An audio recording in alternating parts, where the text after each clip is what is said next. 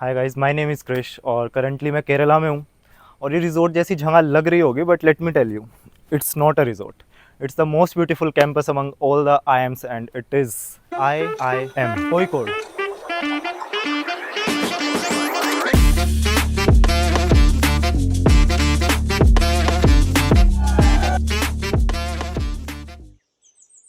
A little bit brief about me. लोग MBA करके content creator बनते हैं, मैं कंटेंट क्रिएटर बन करके MBA करने आया। लोगों को लगता है कि कंटेंट क्रिएटर की लाइफ इन्हीं कुछ चीज़ों में है, ब्रांड्स हैं, पैसा है, फेम है और बस यही सब करते रहो।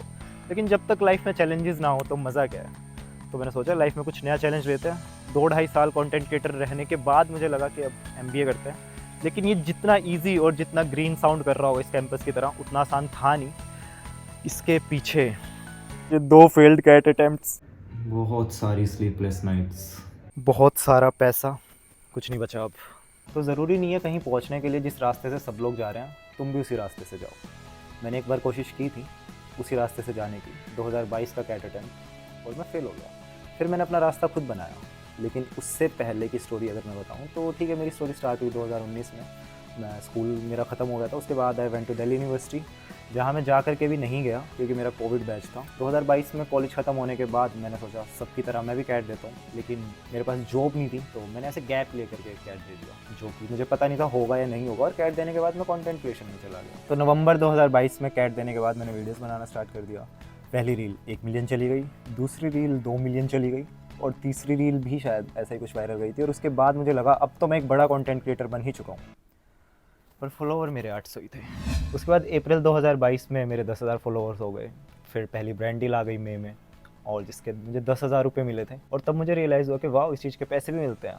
उसके बाद घूमना फिरना स्टार्ट हो गया। फिर मैं जून में अपनी पहली स्पॉन्सर ट्रिप पे स्पीति गया, फुली पेड, ऐसा भी मिला। उसके बाद मज़ा आने लग गया और फिर यही सब कंटिन्यू होता रहा। और 2023 में इट वाज ऑल फन। तो इतने मस्ती के बीच में कैट तो नहीं होने वाला था, तो अगेन 2023 का कैट भी वैसा ही हो गया। 2024 अच्छे खासे फॉलोवर हो चुके थे, अच्छे खासे ब्रांड्स आ रहे थे और अच्छा खासा पैसा भी आ रहा था। हर मंथ में ट्रैवल कर रहा था, बहुत घूम रहा था। कुछ स्पॉन्सर ट्रिप्स थी, खुद फंड कर रहा था, लेकिन मज़ा बहुत आ रहा था।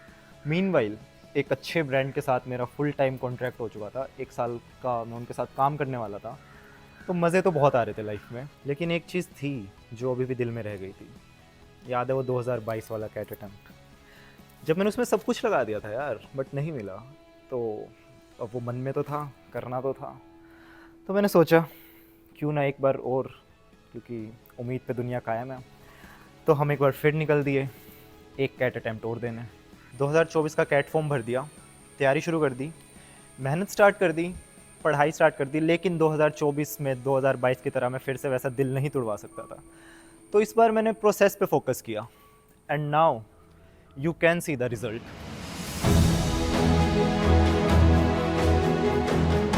देखो, मोरल ऑफ द स्टोरीज, तुम कितना ही प्लान कर लो, लाइफ अपनी प्लानिंग के हिसाब से चलती है। तो जो कुछ है उस पर छोड़ दो, और गॉड्स प्लान को फॉलो करते करते मैं गॉड्स ऑन कैंपस ही आ चुका हूँ।